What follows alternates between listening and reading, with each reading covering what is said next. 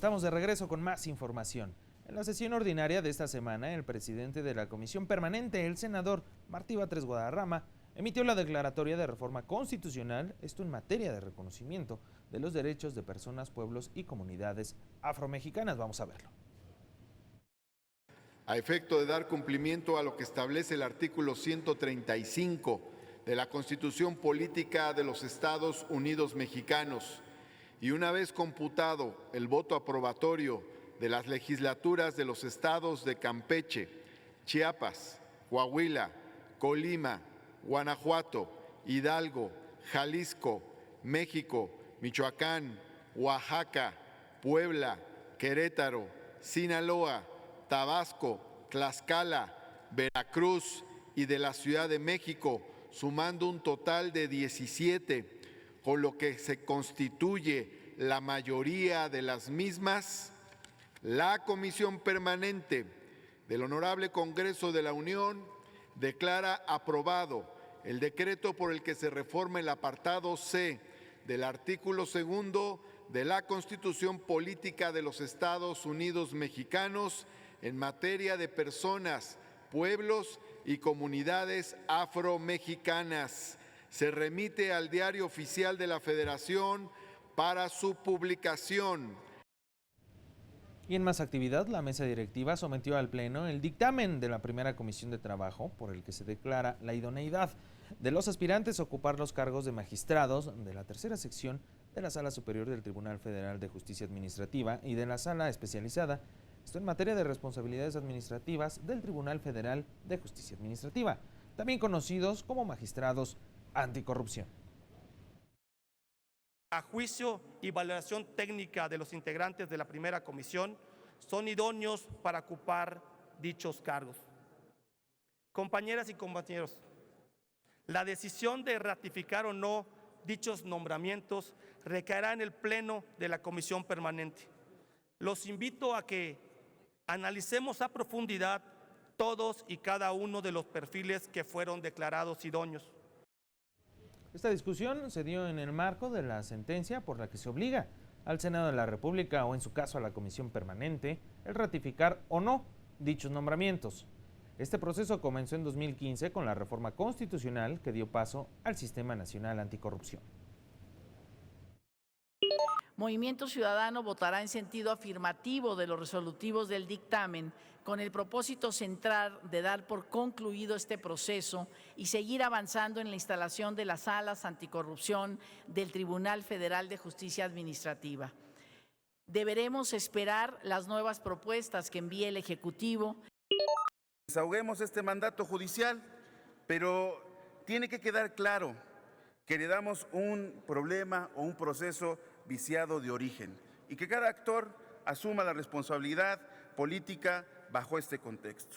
Por lo anterior, nuestro grupo parlamentario votará en contra de este dictamen. Lo entiendo, estamos en el periodo de la tabula rasa. Todo lo pasado, no pasado está, sino mal hecho, y por lo tanto hay que destruirlo. No se lleven, por favor, en este empeño de la nueva creación, no nueva transformación, nueva creación, también al Sistema Nacional Anticorrupción. Lo que les ocupa o les preocupa es que no son sus subordinados. Ese es el tema de fondo en esta discusión, compañeras y compañeros, que como no los ha presentado el presidente, no los tiene en su agenda, no son sus amigos, sus incondicionales o sus subordinados, entonces hay que rechazarlos. Finalmente, este dictamen fue votado en 3 momentos distintos. En ninguno de los casos, por mayoría, fue aprobado este documento, por lo que los perfiles fueron rechazados. La Comisión Permanente del Congreso de la Unión condenó de manera enérgica el atentado del que fue objeto la presidenta municipal de Manzanillo, Colima, Griselda Martínez Martínez. Esto ocurrió el pasado 26 de julio, donde resultaron heridas 2 personas. Durante la sesión, el presidente de la mesa directiva, el senador Martí Batres Guadarrama, dio cuenta del punto de acuerdo al respecto. La mesa directiva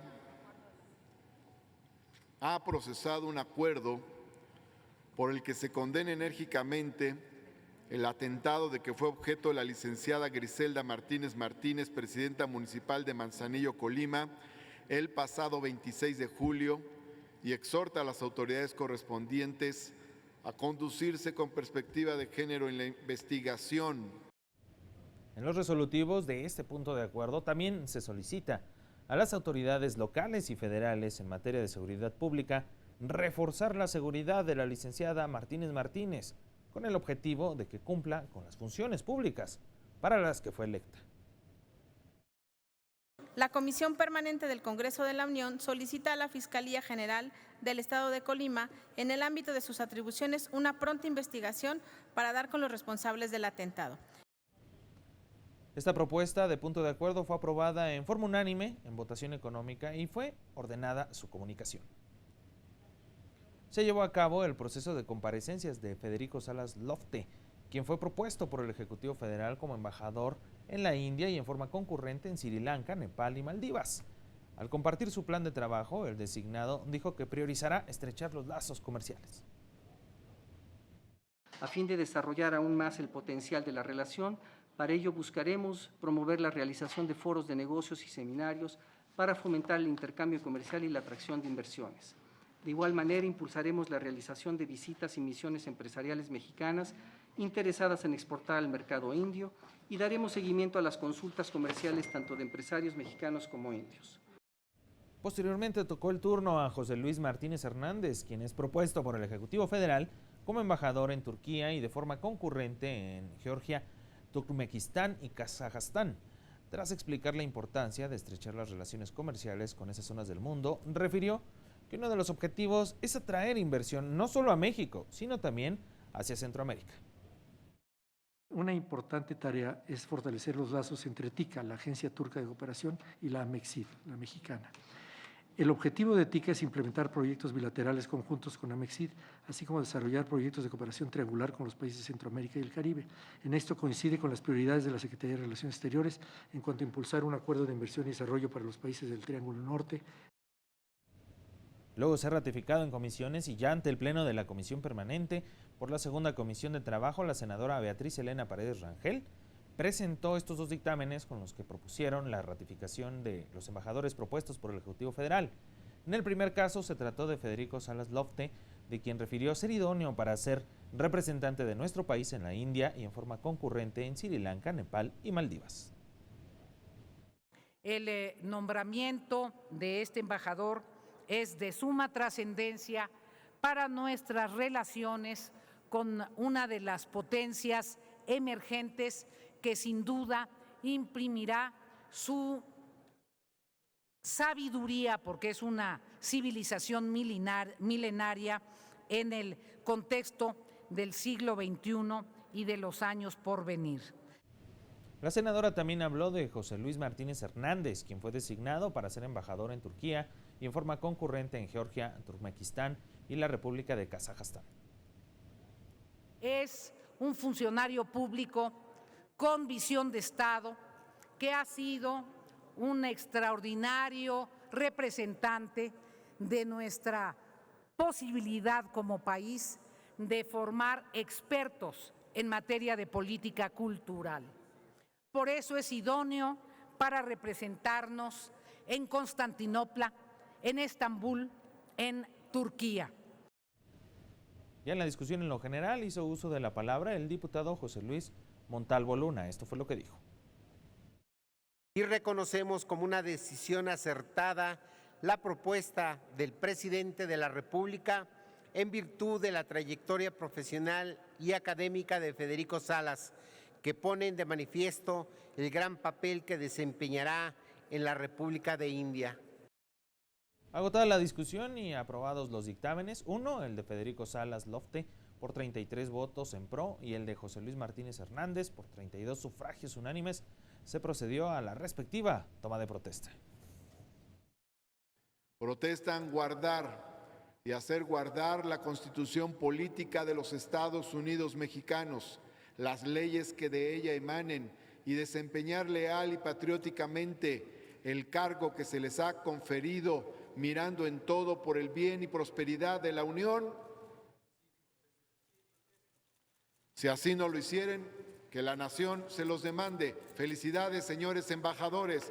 A nombre de la Comisión Permanente del Congreso de la Unión, les deseo éxito en su encargo. Durante el transcurso de la sesión, la mesa directiva de la Comisión Permanente turnó a la primera Comisión de Trabajo la solicitud de la Comisión Nacional de los Derechos Humanos de que el Congreso de la Unión cite a comparecer por el tema de las estancias infantiles a los secretarios de Bienestar, de Hacienda y la Comisión Nacional de Mejora Regulatoria y del DIF. La intención es conocer las razones del por qué hubo una negativa para atender una recomendación sobre probables violaciones a los derechos humanos de los usuarios de este programa. Tenemos que hacer una pausa, es rapidísima. En reunión de legisladores integrantes de la COCOPA trabajan sobre la paz duradera en Chiapas. Regresamos con todos los detalles.